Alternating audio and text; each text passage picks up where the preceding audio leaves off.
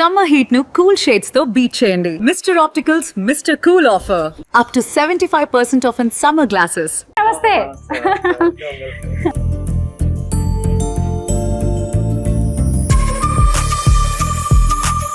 కూతురు ఇంట్లో ఉంటున్నారు. కూతురు ఇంటికి కూడా మీరు అద్దె ఇవ్వాలనుకున్నారా? వేరే వాళ్ళకి రెంట్కి ఇచ్చి ఆ డబ్బులు వాళ్ళకి. సార్ అరేంజ్డ్ మ్యారేజా లవ్ మ్యారేజా మీది? సెమీ అంట. కమ్యూనిజం వైపు నక్సలిజం వైపు కొత్త తరం అనేది రావట్లేదు అంటే ఈ సిద్ధాంతాన్ని జనం నమ్మట్లేదా? అంటే వాటిని మనం మర్చిపోవాల్సిందేనా? అంటే ఒకప్పుడు Congress party versus communist party ఉండింది. ఎప్పుడైతే కమ్యూనిస్ట్ పార్టీ చీలికైందో. సార్ కమ్యూనిస్టులు అంటే కమ్యూనిస్టులు అనే ఒక విమర్శ ఉంది, కొంత వ్యంగ్యంగా కూడా చాలా మంది మాట్లాడుతూ ఉంటారు. దానికి మీరు ఇచ్చే సమాధానం? అది తిట్టు పదం. ఎందుకంటే కమ్యూనిస్ట్ పార్టీలో కేసీఆర్ గారు, ఇప్పుడు చూస్తే రేవంత్ గారు, అటు చూసినప్పుడు ఏపీలో చంద్రబాబు గారు, అలాగే జగన్, ఈ నలుగురు సీఎంస్ లో మీకు బాగా నచ్చిన సీఎం ఎవరు? అంటే వాళ్ళంతా బూర్జువా పార్టీ వాళ్ళే. సార్ మీరు పవన్ కళ్యాణ్ గారి మీద ఎక్కువగా కామెంట్ చేస్తూ ఉంటారు, ఎందుకు? పవన్ కళ్యాణ్ ఒకప్పుడు లెఫ్ట్ అభిమాని, ఆయన చేగూర డ్రెస్ తిరిగేవాడు. అందరికీ నమస్కారం, నేను Swaroopa Putlapalli. Welcome to Suman TV. కమ్యూనిస్టులు అనగానే భూస్వామ్య పెట్టుబడిదారీ వ్యవస్థ మీద పోరాటాలు, శ్రామిక పేదల కోసం ఉద్యమాలు, ఇవే మనకి గుర్తొస్తూ ఉంటాయి. కమ్యూనిస్ట్ లీడర్లలో సిపిఐ నారాయణ గారు ఎప్పుడూ ముందే ఉంటారు. చిత్తూరు జిల్లాలో పుట్టిన ఆయన పేద ప్రజల ప్రాణాలను కాపాడడానికి డాక్టర్ వృత్తిని అభ్యసించారు. అయితే ఆ తర్వాత ఆయన కమ్యూనిస్టు భావజాలంతో పేద హక్కుల కోసం పోరాడే నేతగా ఎదిగారు. అయితే ఈ రోజు నా జీవితంలో అత్యంత బాధాకరమైన రోజు. ఈ లోటు ఎవరు పూడ్చలేనిది, కానీ కర్తవ్యమే నన్ను ముందుకు నడిపిస్తోంది అంటూ ఆయన పెట్టిన పోస్టు ప్రతి ఒక్కరిని కదిలించి వేస్తోంది. 45 ఏళ్ల పాటు ఆయన జీవితంలో భాగంగా ఉన్న అర్ధాంగి వసుమతి గారు చనిపోయిన రోజు. ప్రస్తుతం మేము హైదరాబాద్ ల్యాంకో హిల్స్ లోని ఆయన ఇంటికి వచ్చాము. సిపిఐ నారాయణ గారి హోమ్ టూర్ చేస్తూ ఆయన భార్యతో ఉన్న అనుబంధం గురించి తెలుసుకుందాం. సిపిఐ జాతీయ కంట్రోల్ కమిషన్ చైర్మన్ అయిన నారాయణ గారింటికి మనం వచ్చాము. సరే, నమస్తే. సార్ ఈ రోజు మీ గురించి అనేక విషయాలు తెలుసుకోవడానికి వచ్చాము. సార్ మీరు అనగానే ఎక్కువగా ఉద్యమాలు గుర్తొస్తాయి, ప్రసంగాలు గుర్తొస్తూ ఉంటాయి, కానీ మీ జీవన విధానం ఎలా ఉంటుంది, మీ ఇల్లు ఎలా ఉంటుంది, మీరు ఎలా ఉంటారు అని మా వాళ్ళందరికీ చూపించడానికి వచ్చాను సార్. మా ఇల్లు మా అమ్మాయి కొన్నది, కట్టేటప్పుడే బుక్ చేసుకుంది. అమెరికాలో ఉంటుంది అమ్మాయి. 7 ఏళ్ళ తర్వాత మళ్ళీ హ్యాండ్ ఓవర్ చేశారు. అంతకుముందు మేము బషీర్బాగ్లో ఉండేవాళ్ళు. నేను రాష్ట్ర పార్టీ కార్యదర్శిగా రిలీవ్ అయ్యి ఢిల్లీ పోయినాక మా అమ్మాయి చూడండి ఆడొద్దని చెప్పేసి మ్యాండేట్ ఇచ్చింది. మా ఆవిడ అమ్మాయిల చుట్టూ మనకి ఎందుకులే, వాళ్ళు బ్యాంకులో వేద్దాం, రెంట్ ఇచ్చానంటే మా అమ్మ ఒప్పుకోలే. మీరు ఇంట్లో ఉండండి, లేకపోతే నేను వచ్చి హోటల్లో ఉంటా అంత మాట్లాడుకోండి. అది వచ్చాము, ఇక్కడికి వచ్చేసాం. అప్పుడే చేయడం ఉన్నాము. కూతురు ఇంట్లో ఉంటున్నారు, కూతురు ఇంటికి కూడా మీరు అద్దె ఇవ్వాలనుకున్నారా? వేరే వాళ్ళకి రెంట్కి ఇచ్చి ఆ డబ్బులు వాళ్ళ బ్యాంకులో వేద్దాం అనుకున్నాం. మా ఆవిడ, మేము పాత ఇంట్లో ఉండి, మా అమ్మాయి అటు ఒప్పుకోలే. ఉంటే ఇంట్లో ఉండండి, మీరుండండి, లేకపోతే నేను వచ్చినప్పుడు హోటల్లో ఉంటా, నాతో వచ్చి మాట్లాడుకోండి. అంతే సార్. లేకపోతే వచ్చేసాను. సార్ ముఖ్యంగా మీ ఆవిడతో చివరి రోజులు గడిపిన ఇల్లు కదండి సార్, ఈ ఇంటితో మీకు చాలా అనుబంధం ఉంది. ఆవిడ గురించి మాట్లాడుకుందాం సార్, వసుమతి గారి గురించి. అయితే వసుమతి గారి ఫొటోస్ ఏమన్నా చూపిస్తారా సార్? కొన్ని ఉన్నాయి, అంటే ఇంటి నిండుగా ఫొటోస్ ఉన్నాయి, కానీ మా కోడలు మా అమ్మాయి ఇద్దరు ఈ ఫోటోలు ఏడా కనపడకూడదు, కనిపిస్తే మాకు గుర్తు వస్తుంది, ఆమె మాతోనే ఉంది, ఆమె చనిపోలేదు అని తీసి ప్యాక్ చేసి పడేశారు. నిజానికి ఆయన ఈరోజు చాలా బాధలో ఉన్నారు. ఈరోజు ఆయన సతీమణి అయిన వసుమతి గారు చనిపోయిన రోజు ఇప్పటికి 3 ఏళ్ళు అవుతుంది. ఆయన ఆవిడతో ఉన్న అనుబంధాన్ని తలుచుకుంటూ చాలా బాధలో ఉన్నారు. ఈ టైంలో ఆయన్ని కదిలించడం అనేది కూడా నాకు బాధాకరంగానే ఉంది. అయినా సరే ఆవిడతో ఉన్న జ్ఞాపకాలను ఆయన పంచుకోవాలి అనుకుంటున్నారు. వారితో కలిసి ఉన్న ఇల్లు ఇది అనమాట. ఈ ఇంటితో కూడా ఎంతో అనుబంధం ఉంది. సార్ ఇది ల్యాంకోలో ఉన్న మా అమ్మాయి ఇల్లు. మా పెళ్ళి 1981. సార్ అరేంజ్డ్ మ్యారేజా లవ్ మ్యారేజా మీది? సెమీ అంట. అంటే యూనివర్సిటీ చదివేటప్పుడు పరిచయం. ఆ తర్వాత వాళ్ళ ఫ్రెండ్స్, మా ఫ్రెండ్స్ వాళ్ళ బంధువులతో ఉన్నారు కలిసి. మా ఇద్దరికి అండర్స్టాండింగ్ ఉంది, కానీ పెద్దవాళ్ళతో మాట్లాడి ఓ పార్టీ పెళ్ళే చేసుకున్నాం. అవును సార్, పార్టీ పెళ్ళిళ్ళు అంటారు కదా. Political marriage. ఓహో, అంటే ఆవిడ మీకు తెలిసిన ఆవిడ మొదటి నుంచే యూనివర్సిటీలో? యూనివర్సిటీ ఎంఎస్ చేసినప్పుడు నాకు పరిచయం. అప్పుడు ఎస్ఎఫ్ అటు కొంచెం అప్పుడే కొత్తగా ఎస్ఎఫ్ బలపడతా ఉంది. ఆ టైంలో ఉండే. ఆవిడ ఏం చదువుకున్నారు sir? MSc mathematics. MSc mathematics చేశారు ఆ రోజు. SF university. ఎప్పుడు జరిగింది సార్ మీ పెళ్ళి? 1981. శ్రీ వెంకటేశ్వర యూనివర్సిటీలో చదువుకున్నారు సార్, అలాగే మేడం. చదివిపోయిన 2 ఏళ్ళకి పెళ్ళైంది. చిత్తూరు జిల్లాకు చెందిన వారు మీరిద్దరు. అంటే ఆమెది ఒరిజినల్గా గుంటూరు జిల్లా పచ్చల దాటిపారు. ఓకే. వాళ్ళ ఫ్యామిలీ అంతా ల్యాండ్స్ అంతా అమ్ముకొని నెల్లూరు జిల్లా గూడూరు దగ్గర కురుగొండలో వచ్చి ల్యాండ్స్ కొనుక్కొని ఆడ వ్యవసాయం చేశారు. అప్పుడు ఆమె ఇంటర్మీడియట్ పొన్నూరు అయితే, degree Vidyanagar, MSc S university, అట్లా ఆడికి వచ్చింది. ఒరిజినల్ అయితే గుంటూరు జిల్లా ఉంది. సరే, ఎప్పుడు జరిగింది మీ మ్యారేజ్? 1981లో జరిగింది. 81 ఫిబ్రవరి 14. అంటే అప్పటికే వాలంటైన్స్ డే లేదు, కానీ ఇప్పుడు వాలంటైన్స్ డే అయిపోయింది. సార్, ఎప్పుడైనా సరే ఎంత కమ్యూనిస్టులు అయినా సరే కుల మతాల పట్టింపులు కొన్ని ఉంటాయి కదా, అప్పుడు మీ పెద్దల నుంచి అలాంటి అబ్జెక్షన్స్ ఏం రాలేదా? అంటే యాక్సిడెంటలీ మేము ఒకే కాస్ట్ అయినాం. ఓకే. అయితే అది కూడా మా ఇంట్లో మా అమ్మ వాళ్ళకి ఇష్టం ఉండదు. వాళ్ళకి మనరాళ్ళు ఉన్నారు, వాళ్ళు చేసుకోవాలి. మనరాళ్ళు మనం బాగా చూసుకుంటారు, వీడెవరో బయట నుంచి చూస్తే ఏం చూస్తారు చెప్పేసి మా అమ్మకి ఒక రకమైన అభిప్రాయం. అందులో నాకు పెద్ద ఇష్టం లేదు. అయితే మేము ఆ ఇష్టాన్ని ఖాతా చేయకుండా మేము డిసైడ్ చేసుకున్నాం. తర్వాత పెళ్ళి కూడా వచ్చారు. పెళ్లి చూపులకు వచ్చిపోయారు తప్పితే పెద్ద ఫోన్ చేసుకోలేదు. పెళ్ళైన 1 yearకి మా ఆవిడకి వాళ్ళకు కలిసిపోయేటువంటి చూసినాక అందరూ ఈవెన్ బాగా చేర్చారు. మా అమ్మ కూడా ఓన్ చేసుకుంది. చివరికి మేము తిరుపతి కాపురం చేస్తే మా అమ్మ కూడా మాతో వచ్చేసింది. అమ్మ చనిపోయిన తర్వాత మాతో వెళ్ళింది. అంటే అసలు ఒకప్పుడు పెళ్లి చేసుకోవడానికి ఇష్టపడని అమ్మ చివరి రోజుల వరకు కూడా మీతోనే ఉన్నారు కలిసి. తీస్తా ఉన్నా. ఇది మా అమ్మ. నారాయణ గారిని మనందరికీ పరిచయం చేసిన, ఈ భూమి మీదకి తీసుకొచ్చిన అమ్మగారు. మా అమ్మాయి పుట్టిన ఫస్ట్ ఇయర్లోనే, అంటే జస్ట్ 3-4 monthsలోనే ఫోటో. ఓహో, ఎంత మెమరబుల్ కదండి సార్. నేను అనుకున్నాను ఇంటి నిండా పెద్ద పెద్ద ఫోటోలతో అంతా ఎంత హడావిడి ఉంటుందో ఏంటో. ఉన్నాయి ఇదంతా. ఇక్కడ మా ఫ్యామిలీ ఫోటో, ఇక్కడ పిల్లల పెళ్లి ఫోటోలు, ఇదంతా ఫుల్గా ఉన్నాయి.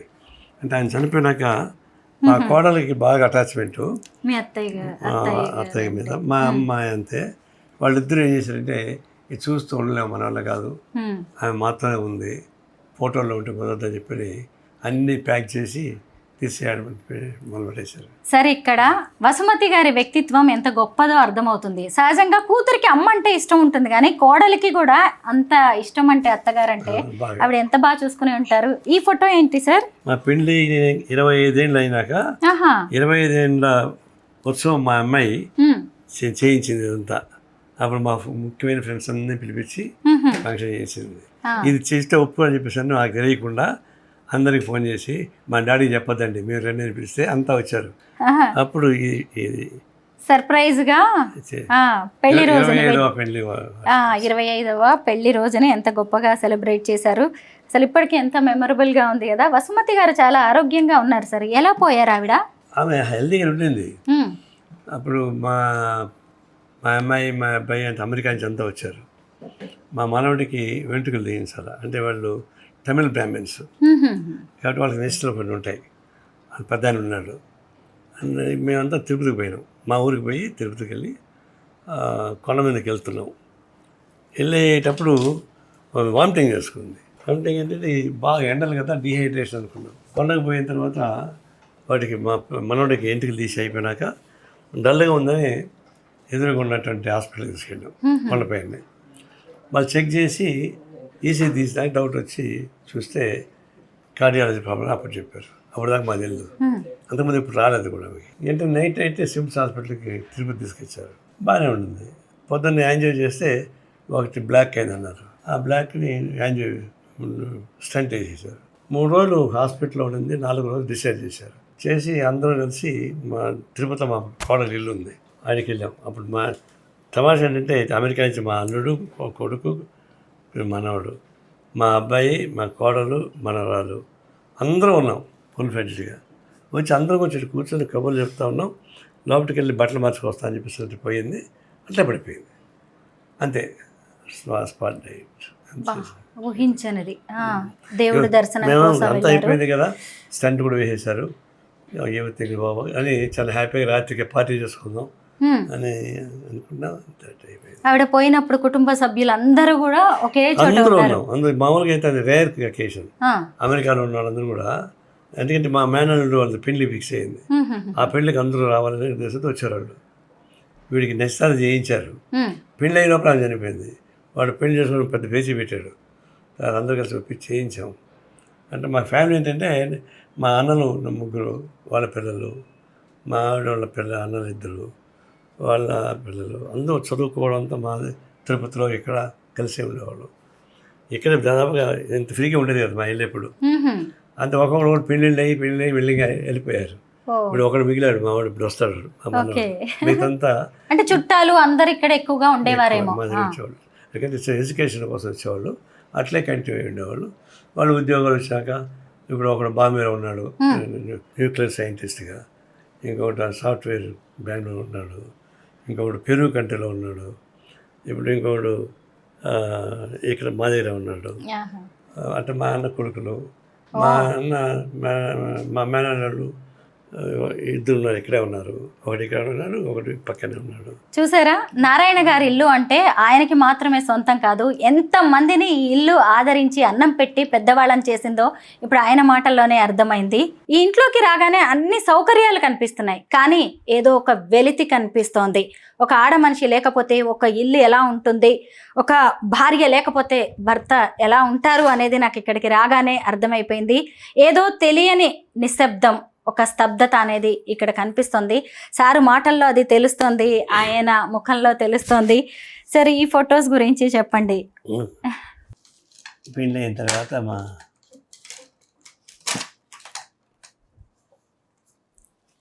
అబ్బాయి, మా అమ్మాయి, ఆవిడ, నేను. మీరు ఎంత బాగున్నారు సార్, సినిమా హీరోలా ఉన్నారు ఎంగేజ్ లో నారాయణ గారు. మా అమ్మాయి చిన్నప్పుడు. ఇద్దరు పిల్లలు కదండి సార్, ఫస్ట్ అమ్మాయి తర్వాత అబ్బాయి. ఏం చేస్తున్నారు సార్? ఇద్దరు అమెరికాలో ఉన్నారు ఇప్పుడు. ఓకే. ఒక అమ్మాయి నార్త్ కెరియర్లో ఉంది, మా అబ్బాయి బాయ్సీ మైక్రాన్ కంపెనీలో ఇద్దరు ఇంజనీర్స్. నార్త్ కెరియర్లో మా అమ్మాయి బయో ఫార్మా సైంటిస్ట్, మా అల్లుడు రైల్వే ఎంప్లాయీ. మీరేమో కమ్యూనిస్టు, మీ పిల్లలేమో బాగా చదువుకొని విదేశాల్లో స్థిరపడ్డారు. ఎందుకు ఎలా జరిగింది? వాళ్ళకి ఇంట్రెస్ట్ లేదా? ఆ విమర్శ ఒకటి ఉంది నా మీద. ఏమన్నా విమర్శ చేసుకుంటే నువ్వు పెద్దగా మాట్లాడతావు, మీ పిల్లలు అమెరికాలో ఉంటారు అని చెప్పి అంటారు. చంద్రబాబు నాయుడు కూడా కనిపించినప్పుడు నువ్వు బాగా విమర్శిస్తావు మమ్మల్ని, నీకు పిల్లలు మాత్రం అమెరికాలో ఉంటారు అనేవాడు. జోగ్గానే, అది పిల్లలు వాళ్ళ ఇష్టం కదా. ఒక స్టేజ్ వచ్చినాక వాళ్ళు వెళ్ళారు. దాని నా పాలసీ అమెరికన్ ఇంప్రెస్ వ్యతిరేకమే. అంటే అమెరికా ఇంప్రెస్ మాత్రం అమెరికా పోగొట్టు ఎక్కడ ఉందా, అది ఎట్టుకుంటుంది, అది దానికి సంబంధం లేదు, నవ్వుకుంటారు. నిజమే, చంద్రబాబు గారు అన్న కామెంట్ మాత్రం మీకు ఎప్పటికీ గుర్తొస్తూనే ఉంటుందేమో. అమెరికా విమర్శిస్తుంటారు కదా, ఆ విమర్శకు సమాధానం చెప్పుకోలేక ఇట్లా మాట్లాడతావు, నీ కొడుకులు మాత్రం అమెరికాలో ఉంటారు. మరి రాజకీయాల్లో ఇలాంటి వాటికి కూడా మీరు సమాధానం చెప్పాల్సి ఉంటుంది. ఆ ఫోటో కూడా చాలా బాగుంది సార్. ఇది ఎప్పటిది? భలే ఉంది, క్యాజువల్ గా ర్యాండమ్ గా దిగినట్టుగా ఉంది ఈ ఫోటో.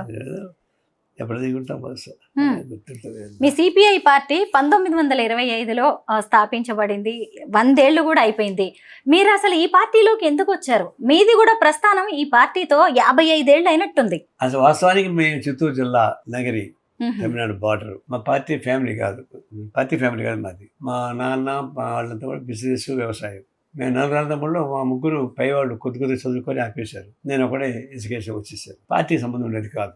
నేను నగరి ఎస్ఎల్సి, మదనపల్లి పియూసీ అయినాక ఆయుర్వేదిక్ డాక్టర్ చేయాలని చెప్పేసి అని కోరిక. నగరిలో డాక్టర్ రామచంద్రరాజు గారని ఫేమస్ డాక్టర్.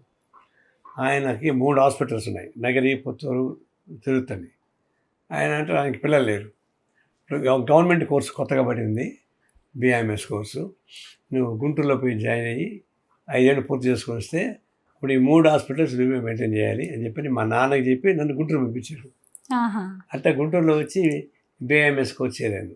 చేరినంత అంతకుముందే నేను మా ఊర్లో భక్తుడిని, దేవుడికి పూజలు చేసేవాడిని, మా ఊళ్ళో గుడికి దీపం నేనే పెట్టేవాడిని, శనివారం సాయంత్రం గుడికి అడిగేవాడిని, అన్నీ చేసేవాడిని. గుంటూరుకి వచ్చి స్టూడెంట్గా ఉండి స్టూడెంట్స్ మూమెంట్లో పరిచయం అయ్యి ఏఎస్ఎఫ్కి అట్రాక్ట్ అయ్యాను. గుంటూరు స్టూడెంట్ మూమెంట్ బాగా యాక్టివ్ ఉంటుంది. ఏఎస్ఎఫ్కి యాక్టివ్ కాగానే రాజకీయాలు, లెఫ్ట్ రాజకీయాలు వచ్చాయి, కమ్యూనిస్ట్ రాజకీయాలు వచ్చాయి. డాక్టర్ చదువు ఏమైపోయింది? చదువు కంటిన్యూ చేసుకుంటే ఇది కూడా చేశాను. స్లోగా నా ఐడియాలజికల్ మార్పు వచ్చేసింది. అప్పుడు దేవుడు భక్తి అయిపోయి మెటీరియలిజం, మార్క్సిజం, లెనిన్ సిద్ధాంతం అవన్నీ కమిట్మెంట్ అట్లా వచ్చింది. చదువుతూనే చేశాను. ఒక స్టేజ్లో ఇంకా చదువు ఆపేద్దాంలే, డాక్టర్ చేసినా కూడా మనం ప్రాక్టీస్ చేయం కదా, పూర్తికాలం పార్టీలో ఉందాం అనుకుంటే పార్టీ వాడు ఒప్పుకోలేదు. నువ్వు పూర్తి చేయాల్సిందే, పార్టీలో పని చేస్తే చేయని ఇష్టం ఉన్నారు.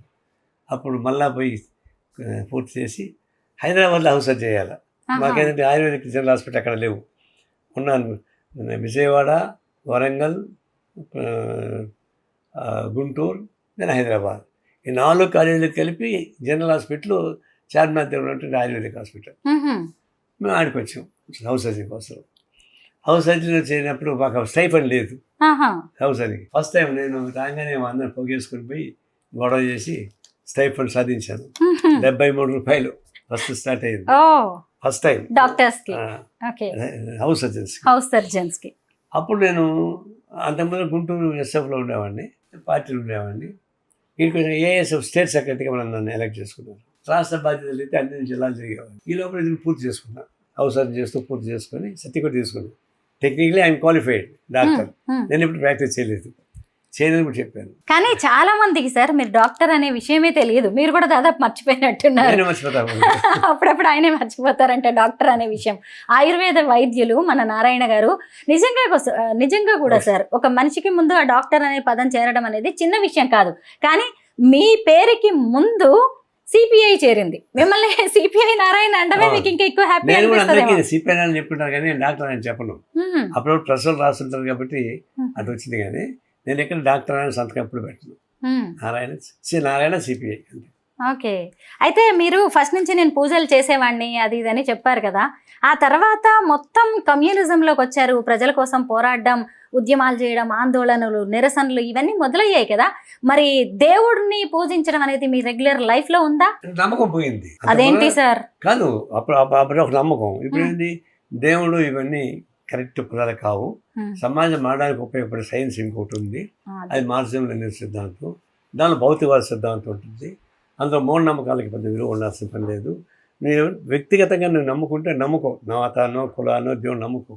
కానీ సమాజపరంగా తీసుకొచ్చి దేవుడు అట్లా చెప్పాడు కాబట్టి నువ్వు అటు పోరాటం సాగించకూడదు, నువ్వు పూర్వజన్మ సుఖులు పడి పాపం చేశావు కాబట్టి నీకు ఇప్పుడు అనుభవిస్తూ ఉంది, ఇక్కడ ఫైట్ చేయకూడదు, జరగాల్సిందే, ధర్మకర్తృత్వ సిద్ధాంతాన్ని పెట్టేటువంటి పద్ధతి వచ్చింది. అది కరెక్ట్ కాదు. జరుగుతున్న నేను ఎదురు కనిపిస్తుంటే అది నువ్వంతా యాదృచ్ఛికమైంది, పూర్వజన్మ చేసిన సుకృత ఫలం అంటే నమ్ముతాం. అట్లా నాకు స్లోగా మెటీరియల్ అవుట్లోకి వచ్చిన తర్వాత కమ్యూనిస్ట్ భక్తి భావాలు పోయినాయి. అంటే నేను యాంటీ కాడని కాదు, కానీ ఐ డోంట్ హ్యావ్ బిలీవ్, నాకు నమ్మకం లేదు. నమ్మకం లేనప్పుడు దాని జోలికి ఎందుకు పోతాను, నేను పోను. అట్లనే కంటిన్యూ చేశాను. చివరికి మా అమ్మాయి పెళ్లి చేయాలంటే మా అమ్మాయి తమిళ అయ్యంగార్స్, వాళ్ళకి ఎక్కువ నిష్ఠలు ఎక్కువ ఉంటాయి. మా అమ్మాయి భర్త కూడా ఎందుకు సాంప్రదాయ పెళ్లి అంటే ఇష్టం అన్నమాట. దానికి పార్టీలో బాగా ఇంట్రెస్ట్ ఉన్నా కూడా అదేదో బాల్ ఆడుకోవడం, మల్లెపూలు చెండు ఆడుకోవడం, ఎగరడం అట్లాంటి దానికి బాగా ఇష్టం. అది కావాలని కోరుకునేది ఎప్పుడు నుంచో. కరెక్ట్గా కుదిరింది. అప్పుడు డాడీ ఇది ఒకటే సాంప్రదాయ పెళ్లి కావాలి మాకు అడిగింది. సరే, అవతల వాళ్ళేమో తమిళ అయ్యంగార్స్, వాళ్ళు అయ్యంగార్స్కి ఎక్కువ లిస్టులు ఉంటాయి కదా. సరే ఒప్పుకున్నాక ఇది కన్యాదానం చేయాలి కదా. అప్పుడు నేను పీట మీద కూర్చొని మా అమ్మాయిని కన్యాదానం చేయాలి. నాకు ఆ మంత్రాల మీద నమ్ముకునేటప్పుడు ఏం చేస్తాను, అప్పుడు మా అన్నని రమ్మని మా అన్న మా వదిన కూర్చొని పెట్టి వాళ్ళ ద్వారా కన్యాదానం చేయించాం. నేను మా ఆవిడ స్పెక్టేటర్గా చూస్తూ ఉండిపోయాను. అవునా? పెళ్లి గట్ట చేయించాం. అంటే కమ్యూనిస్ట్ సిద్ధాంతాన్ని నమ్మి మీరు అలా చేశారు. మా అబ్బాయి మా వాళ్ళు మాత్రం పొలిటికల్ మ్యారేజ్ చేసుకున్నారు. అబ్బాయి మాత్రం అసెంబ్లీ యాక్టివ్ ఉన్నాడు, వాడు పొలిటికల్ మ్యారేజ్ వాళ్ళు ఒప్పుకున్నారు. సార్, కమ్యూనిస్టులు అంటే కమ్యూనిస్టులు అనే ఒక విమర్శ ఉంది, కొంత వ్యంగ్యంగా కూడా చాలా మంది మాట్లాడుతూ ఉంటారు. దానికి మీరు ఇచ్చే సమాధానం? అది తిట్టు పదం. ఎందుకంటే కమ్యూనిస్ట్ పార్టీలో 6 లక్షల మంది జనం మెంబర్షిప్ ఉన్నారు. అందులో కమ్మాస్ ఎంతమంది ఉంటారు, రెడ్లు ఎంతమంది ఉంటారు, ఎక్కువ బీసీస్ ఎస్సీస్ గిరిజన వాళ్ళే ఉంటారు. అప్పుడు నాయకుడు చంద్రరాజేశ్వరరావు గారు అట్లా చూసినప్పుడు వీళ్ళు కమ్మోళ్ళు అని చెప్పేసి, అంటే ఇప్పుడు సొంతయ్య గారు కమ్మోళ్ళు కాదు కదా, ఎందుకు కమ్మ అంటున్నారు. ఇవన్నీ కూడా కమ్యూనిస్టుని విమర్శించడానికి ఏం చేతకాక ఇట్లాంటి కమ్యూనిస్టులు అని చెప్పి అంతా చెప్తే మాకెప్పుడు క్యాస్ట్ ఫీలింగ్ ఉండేది కానీ కాదు. ఏదో ఒకళ్ళు ఇద్దరు ముగ్గురు కమ్మలు ఉండొచ్చు, కానీ మిగిలినంతా కమ్మలు కాదు కదా.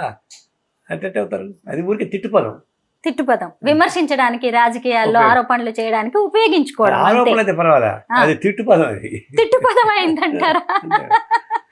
కానీ మీరు దాన్ని ఒప్పుకోరా తిట్టుని? ఎందుకు ఒప్పుకుంటాం మేము? మా క్యాస్ట్ ఫీలింగ్ పెట్టుకుంటే ఎంత క్యాస్ట్ ఫీలింగ్. ఇప్పుడు అంతెందుకు, మా అమ్మాయి బ్రాహ్మణ అమ్మాయిని లవ్ చేసి పెళ్లి చేసాము, మా అబ్బాయి బ్రాహ్మణ అమ్మాయిని లవ్ చేసి పెళ్లి చేసాము. మా ఇంట్లో 50% బ్రాహ్మణ్స్ ఉన్నారు. సార్, సిపిఐ పార్టీలో మీరు ఎన్నో పదవుల్ని చేపట్టారు, చక్కగా బాధ్యతలు కూడా నిర్వర్తించారు. కానీ ప్రత్యక్ష రాజకీయాల్లో ఎందుకు సక్సెస్ కాలేకపోయారు? అంటే నేను మొట్టమొదటి కూడా పార్టీ నిర్మాణం అయిపోయి నా దృష్టి ఉండేది. ఎలక్ట్రల్ యాంగిల్లో నేను ఎప్పుడు వర్కౌట్ చేయలేదు. తర్వాత ఎలక్ట్రల్ యాంగిల్లో ఇక్కడికి ఏమిటంటే, నిర్మాణంలో ఉండేవాడు ఎక్కువ మంది పార్టీ నిర్మాణం, పార్టీ అభివృద్ధికి మనం చూస్తాం. మిగతా పాపులారిటీ ఉన్న దాని ప్రకారం ఎలక్షన్స్ పార్టిసిపేట్ చేస్తాం. అందువల్ల నేను ఎప్పుడు ఎలక్షన్ ఓరియంటేషన్తో నేను పనిచేయలేదు, పార్టీ నిర్మాణ పద్ధతులు పనిచేశాను కాబట్టి దాని జోలికి మేము పోలేదు. కమ్యూనిజం వైపు, నక్సలిజం వైపు కొత్త తరం అనేది రావట్లేదు అంటే ఈ సిద్ధాంతాన్ని జనం నమ్మట్లేదా? అంటే వాటిని మనం మర్చిపోవాల్సిందేనా? అంటే ఒకప్పుడు Congress party versus communist party ఉండింది. ఎప్పుడైతే కమ్యూనిస్ట్ పార్టీ చీలికైందో ఆ చివరికి పెద్ద గాలివాన అయిపోయింది. ఈ లోపల కాంగ్రెస్ వ్యతిరేక శక్తులు పెరిగి 67లో 8 రాష్ట్రాలు కాంగ్రెస్ పార్టీ ఓడిపోయింది. అదే సమయంలో కమ్యూనిస్ట్ పార్టీ చీలిపోయి కొట్టాడుకుంటున్నాం. అందులో జనం మా వైపు కాకుండా మళ్ళీ ప్రాంతీయ పార్టీ వెళ్ళిపోయారు. 8 రాష్ట్రాలు ప్రాంతీయ పార్టీ వెళ్ళిపోయినాయి. అట్లా కమ్యూనిస్టులు బలహీనపడడానికి కమ్యూనిస్ట్ పార్టీ చీలిక, ప్రాంతీయ పార్టీలు రావడం, ఇవన్నీ కలిపి పార్టీ బలహీనపడడానికి ఉపయోగపడింది. అది మళ్ళీ కలిసి పనిచేసుకుందాం ప్రయత్నిస్తాం, కానీ అన్ని పార్టీలు కలవాలంటే ఇంకా కలవడం లేదు. ఇప్పుడున్న పరిస్థితుల్లో అన్ని పార్టీలు కలవడానికి అందరూ శ్రద్ధ కావాలి. అందరూ ఆపరేషన్ కాగారు అయిన తర్వాత మీకు తెలిసిపోయింది. అందువల్ల ఇప్పుడు కూడా ఎర్ర జెండా నమ్ముకుందాం, ఒకే తాటిపైన రావాలని మేము కోరుకుంటున్నాం. ఇంతకీ మీ హోమ్ టూర్ చేద్దామని మీ సతీమణి వసుమతి గారి గురించి ఎన్నో విషయాలు తెలుసుకుందామని వచ్చాను. తెలియకుండానే మిమ్మల్ని చూసేసరికి అన్ని నేను పొలిటికల్ క్వశ్చన్స్ అడిగేస్తున్నాను సార్. ఒకసారి మీ ఇంట్లోకి వెళ్ళి ఆవిడ్ని మళ్ళీ గుర్తు చేసుకుందాం. గుర్తు చేసుకోవడం మాకు బాధ, చాలా బాధ సార్. మీ బాధలో కొంత పాలు పంచుకున్నట్టుగా అయినా ఉండాలి. ఇది డైనింగ్ రూమ్, ఇక్కడ కూర్చొని భోజనం చేస్తుండే వాళ్ళేమో మీ ఇద్దరు. ఇక్కడైనా సార్ ఈ బెడ్రూమ్, అక్కడ కూడా ఆవిడ ఫోటో ఉంది. రోజు గుర్తు చేసుకుంటారేమో, అసలు మర్చిపోవడం అనేది సాధ్యమా సార్? ఇది మా బెడ్రూమ్. ఎన్ని కబుర్లు చెప్పుకునే వాళ్ళు ఇక్కడ. అయ్యో, ఇక్కడ కూడా ఆవిడ ఫోటోలో ఎట్టు చూసినా మామూలుగా బట్టలన్నీ తీసి దాన్ని పడేసి లాక్ చేసుకెళ్ళిపోయారు. చివరికి ఆవిడ చీరలను కూడా సార్ని చూడనివ్వట్లేదంట, ఆవిడని గుర్తు చేసుకుంటున్నారని. అవి అట్లే ఉండాలి, ఎవరికి కూడా చెప్పేసి అని లాక్ చేసి, లాక్ నాది కూడా లేదు. సాధారణంగా మన ఇంట్లో ఎవరైనా చనిపోతే వాళ్ళ బట్టల్ని ఎవరికైనా ఇచ్చేస్తాం కదా, మరి ఆవిడ ఎందుకు ఎవరికి గుర్తుగా పెట్టుకోవాలనుకున్నాడు? గుర్తుగా కూతురు కోడలు ఆమె చీరల్ని కూడా ఆవిడ గుర్తుగా పెట్టుకున్నారంట. సార్ నిజమే, చాలా మందికి ఉంటుందా అటాచ్మెంట్. మీ ఇంటి నిండా ఎప్పుడు గెస్ట్లు ఉండేవాళ్ళు అన్నారు కదా, ఇది గెస్ట్ బెడ్రూమ్ అనుకుంటా. అది గెస్ట్ బెడ్రూమ్, అన్ని గెస్ట్ బెడ్రూమ్ సార్. జస్ట్ ఉన్నవే 2. మరి అంత వస్తాం, ఒక్కోసారి మేము కింద బయట పడుకుంటాం, అంతమంది చుట్టాలు ఉంటారు మీ ఇంటి నిండా, వచ్చేస్తారు వాళ్ళని. మా ఫ్రెండ్స్ ఎట్లంటే వచ్చి మా బెడ్రూమ్ కూడా ఆక్యుపై చేసుకుంటారు. ఎప్పుడన్నా ఖాళీగా ఉన్నప్పుడు పొద్దున్నే ఇక్కడ కూర్చొని టీ తాగుతా కబుర్లు చెప్పుకునేవాడు. ఇది మీరు వసుమతి గారు ఇక్కడ కూర్చునే వాళ్ళేమో కదండి సార్. కూర్చోండి సార్, బాగుంది అసలు ఇక్కడ నుంచి చూస్తుంటే. కూర్చొని కబుర్లు చెప్పుకొని పేపర్ చూసుకుని. వసుమతి గారు కూడా రాజకీయాల గురించి మాట్లాడుతూ ఉండేవారా? ఆమెకి ఇంట్రెస్ట్. ఎస్ఎఫ్ వాటిలో మామూలు మెంబర్ అయినా బ్యాంక్ జరిగింది కదా, బ్యాంక్ ఎంప్లాయీస్ యాక్టివ్ ఉండేది, పొలిటికల్ పార్టీ యాక్టివ్ ఉండేది. బ్యాంక్ లో పనిచేసేవారు ఆవిడ? స్టేట్ కోఆపరేటివ్ బ్యాంక్ ఎంప్లాయీ, మేనేజర్గా పనిచేసింది ఆమె.